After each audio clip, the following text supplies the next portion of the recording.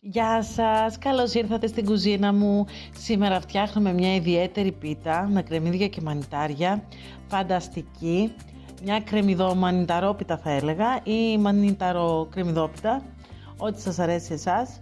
Καλώς ήρθατε στην κουζίνα μου. Πάμε να δούμε πώς φτιάχνουμε αυτή την πολύ νόστιμη και εύκολη σχετικά πίτα και είμαι σίγουρη ότι αν τη δοκιμάσετε θα σας αρέσει πολύ. Αρχικά ετοιμάζουμε τη γέμιση. Για τη γέμιση θα χρειαστούμε 600 γραμμάρια λευκά κρεμμύδια. Τα κόκκινα είναι πιο γλυκά κρεμμύδια ναι μεν, αλλά όταν μπαίνουν στο τηγάνι μαυρίζουν. Εγώ προτιμώ λοιπόν τα λευκά, τα οποία καραμελώνουν πάρα πολύ ωραία και βγάζουν μια ιδιαίτερη γλύκα με τον τρόπο που θα σας δείξω. Αφού κόψουμε σε λεπτές φέτες τα κρεμμύδια, τα βάζουμε αρχικά στην εστία στο 9 με πολύ λίγο λαδάκι σε αντικολλητικό τηγάνι και κατόπιν θα αφήνουμε για 15-20 λεπτά να σοταριστούν τα κρεμμύδια, χαμηλώνοντας τη φωτιά την ένταση της εστίας στο 6.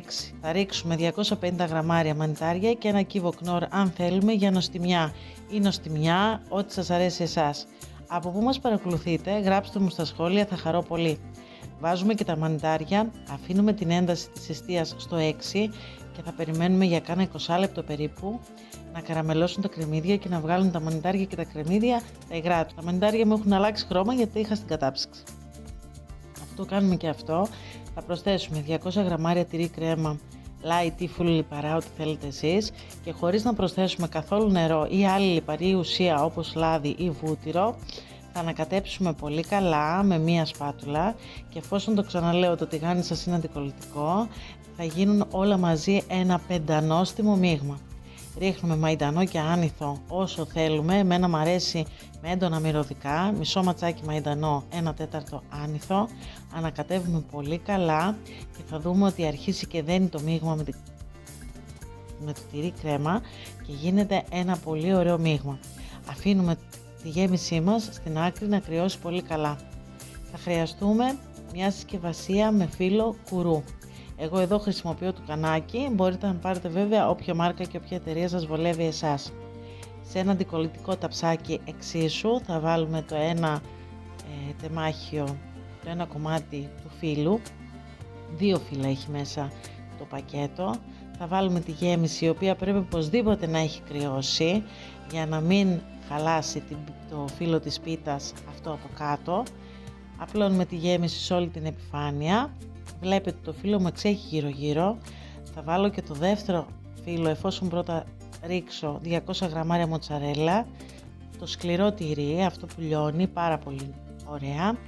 Θα βάλω από πάνω και το δεύτερο φύλλο, θα καλύψω την πίτα, θα κάνω μερικές πτυχές έτσι για να την κάνω λίγο μεζάρες και εφόσον βάλω το φύλλο στην άκρη θα γυρίσω γύρω γύρω την πίτα μου για να κάνω τον κόθρο. Δηλαδή το κάτω φύλλο επανωτίζει το πάνω και γυρνώντας γύρω γύρω και πατώντας με τα δάχτυλά μας κάνουμε τον κόθρο. Χαράζουμε την πίτα μας σε κομμάτια και αν θέλουμε αλήφουμε από πάνω με κρόκο αυγού χτυπημένο με λίγο γάλα. Εγώ εδώ δεν έχω βάλει τίποτα, έχω αλείψει μόνο με λίγο νερό.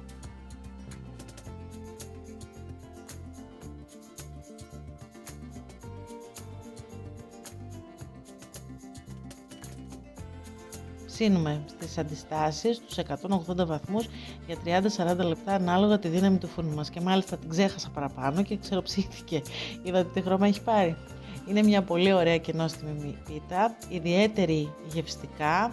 Δοκιμάστε την, δεν θέλει ιδιαίτερα υλικά, μανιτάρια, το φύλλο κουρού που είναι έτοιμο και αν το φτιάξετε βέβαια σπιτικό θα είναι ακόμα καλύτερο.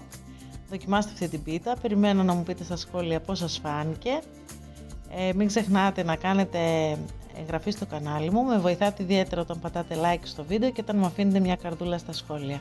Σας ευχαριστώ για άλλη μια φορά που ήσασταν εδώ, μέχρι την επόμενη συνταγή να περνάτε καλά και να χαμογελάτε. Γεια σας!